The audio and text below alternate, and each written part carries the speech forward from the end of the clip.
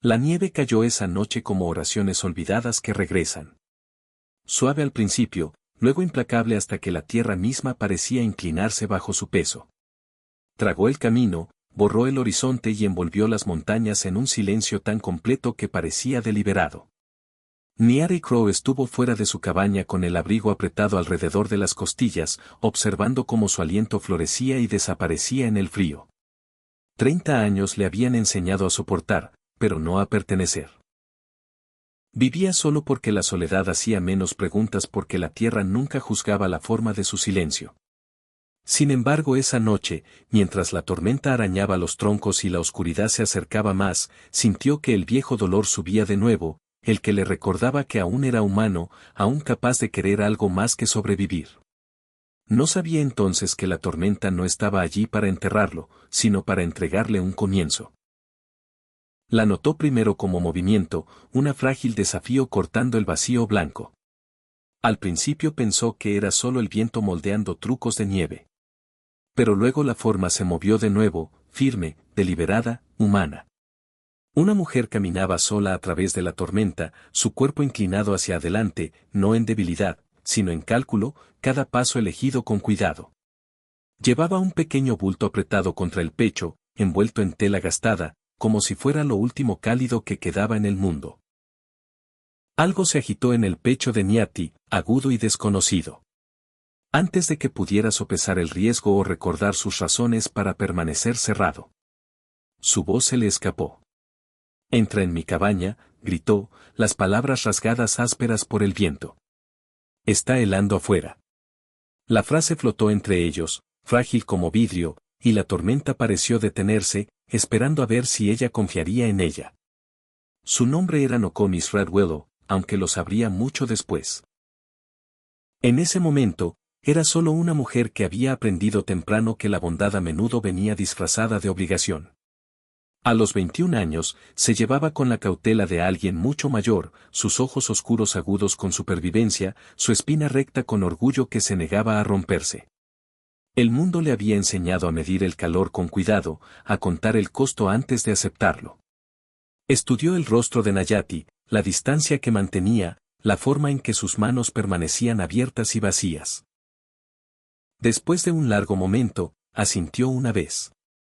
No confianza, nunca eso, sino necesidad. Cuando cruzó el umbral, la puerta se cerró detrás de ella con un sonido que se sintió más pesado que madera, como si algo invisible se hubiera sellado. La cabaña era pequeña, curtida por años de viento y silencio. El humo de pino persistía en el aire, y el fuego en el hogar crepitaba suavemente, vivo con su propia respiración inquieta. Nokomi se quedó cerca de la puerta al principio, su cuerpo inclinado para escapar, mientras Nayati se volvía para atender la tetera, dándole el tipo de espacio que no exigía gratitud. Puso una taza de lata con café caliente en la mesa y la deslizó hacia ella sin ceremonia.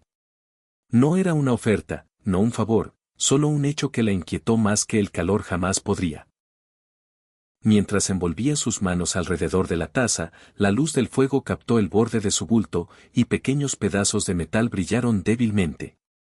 Ese mismo día, el pueblo le había recordado a Nokomi es quien creían que era. Había estado cerca del selún, disponiendo su joyería en un cajón de madera. Collares y pulseras formados de engranajes de relojes rotos, resortes doblados, fragmentos descartados de movimiento que otros habían tirado. Las piezas tintinearon suavemente mientras las arreglaba, pero nadie se detuvo. Las miradas se deslizaron más allá de ella como si fuera clima. Inconveniente, inevitable, indigno de atención. Un hombre rió sin humor y murmuró algo sobre chicas que vendían baratijas para ocultar su vacío. Nokomis dobló su tela con manos firmes, negándose a dejar que sus palabras decidieran su valor. Nayati había estado allí también, sombrero bajo, eligiendo distancia sobre decencia. Se había dicho a sí mismo que era más seguro no ser visto. El recuerdo ardía ahora mientras la observaba sentarse junto a su fuego, y la vergüenza se coló en él silenciosamente, como siempre lo hace cuando llega demasiado tarde. La tormenta no cedió, y tampoco el silencio entre ellos. Nokomi eventualmente abrió su bulto y comenzó a reparar un collar roto, sus dedos moviéndose con paciencia practicada. Trabajaba como alguien que confía más en el proceso que en las promesas, dando forma a la belleza desde el daño sin queja. Nayati partió leña, luego la partió de nuevo, dejando que el ritmo anclara sus pensamientos. Hablaron en fragmentos sobre el frío, sobre caminos que permanecían abiertos cuando otros se cerraban, sobre cómo el invierno te enseña lo que realmente necesitas. Cada oración se colocaba con cuidado, probada por peso, lista para ser retirada si amenazaba algo frágil. No hubo confesiones, no verdades repentinas, solo la creciente realización de que ninguno de los dos estaba siendo pedido desaparecer. Los días pasaron.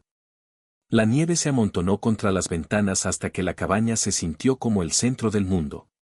Nokomi se quedó no porque se lo pidieran, sino porque la tormenta insistía y el espacio lo permitía. Barría el piso cada mañana, no para ganarse su lugar, sino para marcarlo. Nayati aprendió a compartir su mesa sin contar lo que podría perder. La observaba tararear mientras trabajaba, un sonido bajo que llenaba rincones que había olvidado existían, y ella lo observaba reparar herramientas con un cuidado que lo sorprendía incluso a él. El pueblo se desvaneció en un recuerdo distante durante esos días, su juicio suavizado por la distancia y la nieve. Algo dentro de Nayati comenzó a aflojarse, como si un aliento retenido largo tiempo finalmente se liberara. Por las noches, se sentaban junto al fuego, sin tocarse, sin evitar, simplemente existiendo en el mismo silencio. Nkomi habló una vez de su madre, de aprender a trabajar metal de desechos, porque desechos era todo lo que tenían. Nayati habló de caballos y tormentas y el alivio de una puerta que se cerraba por la noche. Sus historias no se superponían, pero se inclinaban una hacia la otra, atraídas por la comprensión compartida de lo que significaba soportar. En esos momentos, algo frágil comenzó a echar raíces. No amor, aún no, sino reconocimiento. Y el reconocimiento, cuando llega después de una vida de ser invisible, puede sentirse como salvación. Cuando la tormenta finalmente se rompió, el mundo emergió agudo e implacable en su belleza. La nieve brillaba bajo un sol pálido, y el camino reapareció como una pregunta esperando respuesta. Nokomi empacó su bulto con facilidad practicada, sin apresurarse, sin demorarse. Nayati sintió que el viejo miedo subía, el que susurraba que todo calor termina, que la soledad siempre cobra su deuda. Caminó con ella hacia el camino, la nieve crujiendo bajo sus botas, el pueblo esperando más allá de los campos blancos, sin cambios y expectante. No le pidió que se quedara porque había aprendido que el amor hablado demasiado pronto puede sonar como una jaula. En cambio, le preguntó a dónde deseaba ir. Nokomi se detuvo y lo miró. Realmente miró y en sus ojos no había ni gratitud ni desafío, solo elección. Aquí, dijo suavemente. Las palabras se asentaron entre ellos como un voto, ninguno apresurado a nombrar. La primavera llegó lentamente como lo hace en lugares que recuerdan la dificultad. Nokomi regresó al pueblo con su joyería. Esta vez con Nayati a su lado, no protegiéndola, no reclamándola, simplemente estando donde el juicio pudiera verlo.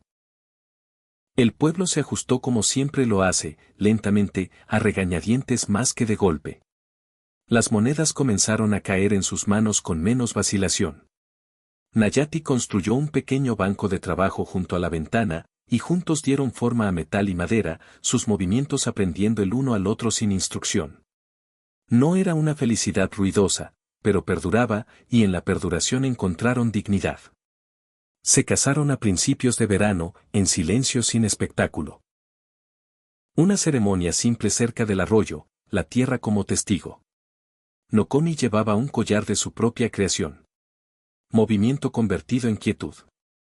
Las manos de Nyat temblaron al colocar un anillo que no llevaba peso pero significado.